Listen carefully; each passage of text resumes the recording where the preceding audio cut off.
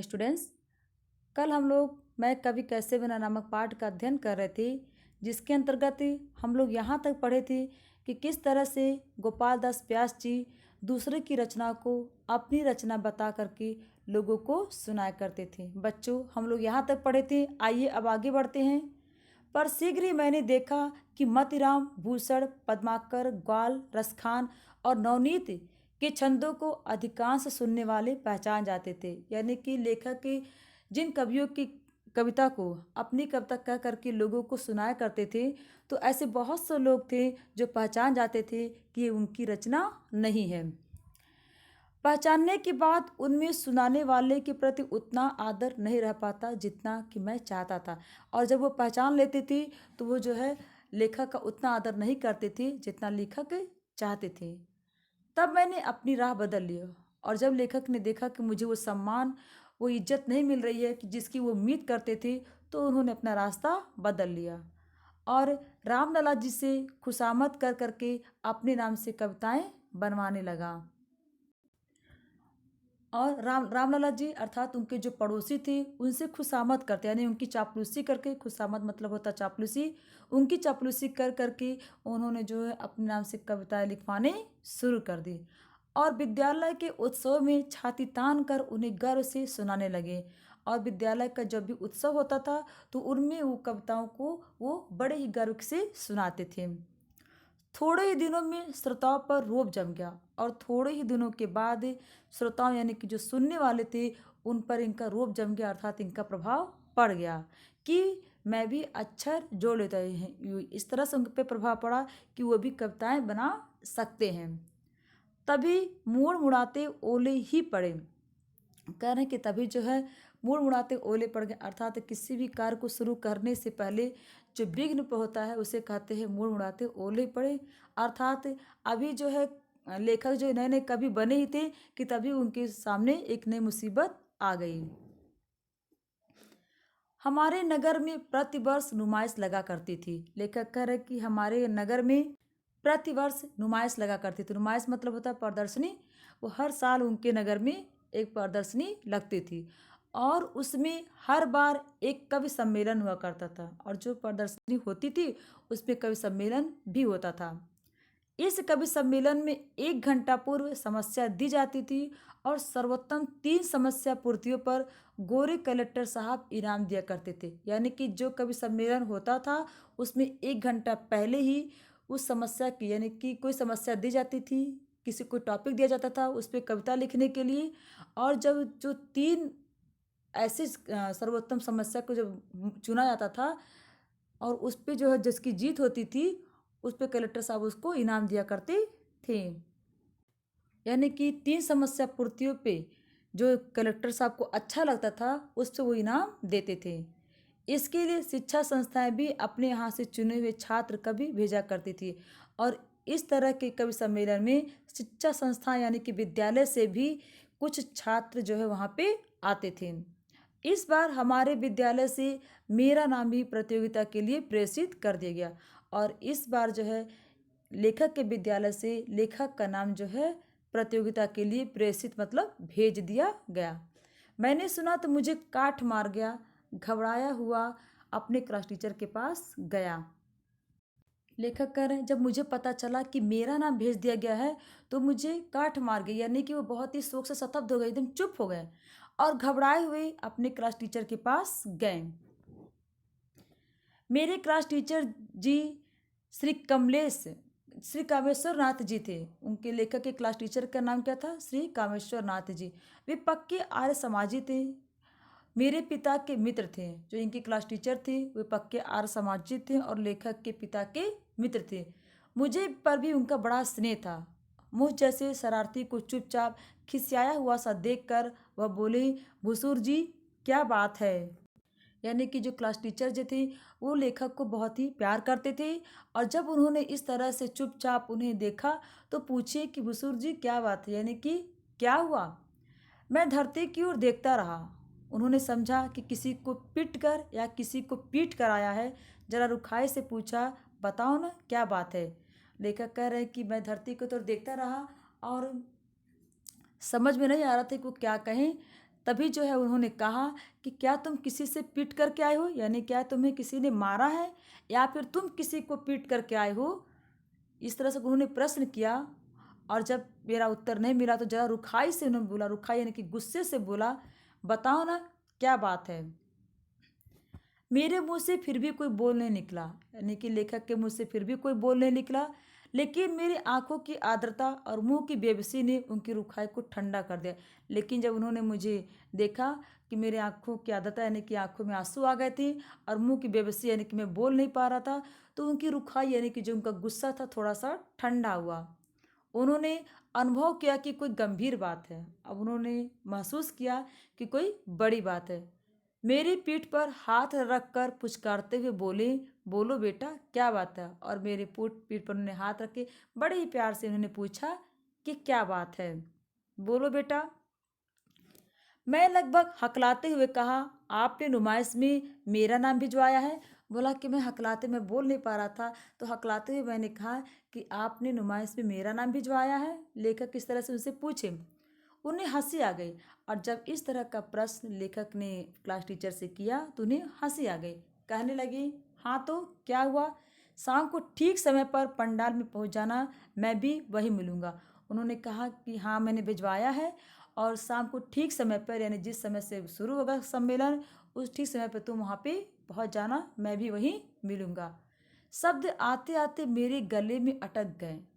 वह कहने लगी, झिझक तो शुरू शुरू में होती ही है, पर नालायक तूने झिझकना कब से सीख लिया। इस समय सोचता रहा कि कैसे कहूँ, कहूँ कि न कहूँ। अंत में साहस करके मैंने कह ही दिया कि जी, मैं जो कविताएं सुनाया करता हूँ वे तो सब पराई होती हैं।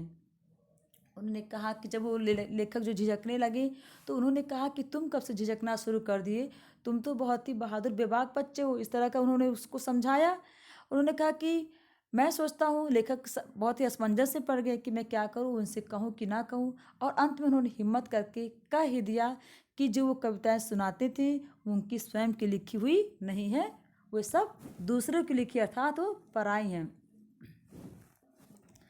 कोई और अवसर होता तो मास्टर जी ने मलते मलते मेरे कान सुर्ख कर दिए होते। यानी खैर अगर कोई और समय होता तो मास्टर जी लेखक को बहुत ही मारते हैं और उनके कान लाल कर दिए होते। लेकिन भगवान की कृपा से इस बार उन्होंने ऐसा कुछ नहीं किया। इस बार उन्होंने उतना गुस्सा नहीं किया, मुस्कुरा कर बोली, धत तेरे की, पर अब क्या हो, यानी कि अब क्या होगा। हमने तो विद्यालय से अकेले तुम्हारा ही नाम भेजा है, तुम्हारे न जाने से बड़ी बदनामी होगी। उन्होंने कहा, अब क्या हो सकता है, अब तो मैंने तुम्हारा नाम भेज दिया है और अगर तुम अब नहीं जाओगी तो तुम बड़ी ही बदनामी होगी। मैं इसका क्या जवाब देता। लेखक को इसे कोई जवाब नहीं सूझ रहा था। वह भी कुछ देर चुप सोचते रहे। फिर एकाएक मेरा भविष्य जैसे उनकी आंखों में चमक गया। ऐसे उत्साह भर के बोले, कविता करना बहुत आसान है, तुम घबराओ नहीं। देखो वहाँ मामूली सी समस्याएं दी जाएगी, यही है, आई है, गाई है, सुहाई है आदि। तभी एकाएक जो है क्लास टीचर जी की आंखों में चमक आ गई और उन्होंने बड़े ही उत्साह के साथ लेखक से कहा कि कविता करना तो बहुत ही आसान है, तुम घबराना नहीं। वहाँ पे कुछ समस्याएं दी जाएगी और तुम जो है उन समस्याओं में आई हैं, गाई हैं लिखा रहेगा आदि। इसको देखना, तुम ऐसा करना कि जो भी समस्या तुम्हें दी जाए पहले उसकी 4 तुकें जमा लेना। यानी कह रहे हैं कि जो भी समस्या तुम्हें दी जाए उसकी 4 तुकें जमा लेना। उदाहरण के लिए अगर आई है समस्या दी जाए तो पहले छाई है, भाई है, एक और लिख लेना। यानी कह रहे हैं कि अगर पहले इस तरह की अगर तुमको समस्या दी जाए कि आई है तो उसी के तुक मिलाते हुए तुम छाई है, भाई है, एक और लिख लेना। समझ गए ना बच्चों। यहाँ पर देखिए तुक वाले शब्द, वहाँ पे तुके जमा लेना बेटा। तुक वाले शब्द वे शब्द होते हैं जिस शब्द के वर्ड जो है एक समान होते हैं। जैसे यहाँ पे देखिए छाई है, भाई है, बड़ी ई लास्ट में वर्ड है, भाई का भी जो बड़ी ई लास्ट वर्ड है, इसको बोलते तुक वाले शब्द। तो यहाँ पे लेखक भी कह रहे हैं कि अगर आपको समस्या में आई है तो उस तरह से 2 तुक और जमा लेना, छाई है, भाई है और एक और लिख लेना।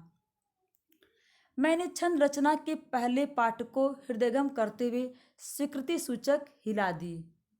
लेखक कह रहे हैं कि उन्होंने छंद की पहली रचना, पहली पाठ का यानी कि आई है, गई जो तुके क्लास टीचर जी बता रहे हैं उसको हृदयगम करते यानी कि उसको ठीक से समझते हुए उन्होंने स्वीकृति सूचक यानी कि मिला दिया कि हाँ ठीक है मैं इस तरह से कर लूँगा। तो बताओ सुहायो है का क्या तुक बनाओगी। सारे हिचक हवा हो गए। जैसे ही लेखक क्लास टीचर ने कहा कि और बताओ सुहाव है कि क्या तुम तुक बनाओगी, तो लेखक की सारी हिचक जो सारी झिझक थी वो सब खत्म हो गई और तड़ाक से उन्होंने कहा आयो है गाय है भाई हैं इस तरह से कहा। ले तो भी क्लास टीचर उनके कहा शाबाश बस एक काम और करना। वह कहने लगे देखो एक कवित्त में 4 पंक्तियाँ होती हैं और हर पंक्ति में 31 अक्षर होते हैं और अंत के अक्षरों में वही तुके रख देना बेटा कविता बन जाएगी। उन्होंने कहा कि एक कवित्त में यानी कि एक कविता में जो होती है जो कवित्त की होती है 4 पंक्तियाँ होती हैं, हर पंक्ति में 31 अक्षर होते हैं और अंत के अक्षरों में वही तुके रख देना बेटा कविता बन जाएगी। यानी कि यहाँ पे अक्षर की बात हो रही बच्चों, इसको हम छंद कहते हैं जहाँ पे कविता की वर्णों को गिना जाता है। तो यानी कि यहाँ इस कविता की बात हो रही है कि हर लाइन में जो है 31 अक्षर होंगे उसकी बात कर रही हैं।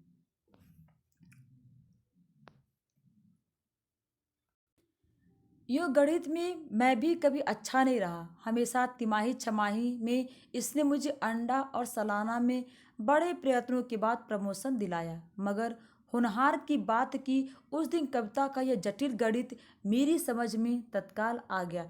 लेखक जो है बहुत अच्छे नहीं थे पढ़ाई में, वो गणित में कह रहे हैं कि गणित में भी बहुत अच्छे नहीं थे, लेकिन उस दिन जो कविता जैसे जटिल प्रश्न का उन्होंने क्लास टीचर ने उनको समझाया था वो उन्हें बहुत ही जल्दी समझ में आ गया।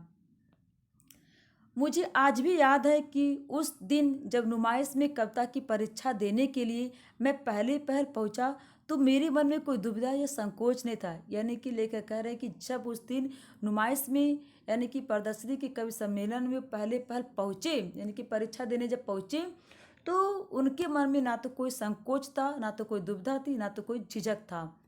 यद्यपि आगत कविजनों में मैं सबसे छोटा था, यानी कि आगत यानी कि आए हुए यानी कि जो भी कवि सम्मेलन में जो कवि आए थे उनमें सबसे छोटे लेखक ही थे। केवल 11 वर्ष के थे। कितने वर्ष के थे? केवल 11 वर्ष। मगर सच कहता हूँ कि मैंने उस दिन सबको अपने से छोटा अनुभव किया।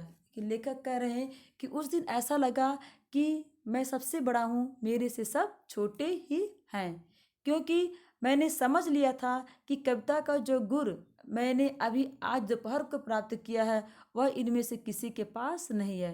लेखक कह रहे हैं कि मुझे इस तरह का आत्मविश्वास इसलिए आया क्योंकि जिस कविता के गुर को मैंने आज अपने क्लास टीचर से सीखा था वो उस तरह का गुर यहाँ पे किसी लोगों के अंदर नहीं है। इस तरह से मेरे अंदर वो आत्मविश्वास आ गया था कि मैं अच्छा कर सकता हूँ। बच्चों आज के लिए इतना ही, आगे हम लोग कल पढ़ेंगे। धन्यवाद।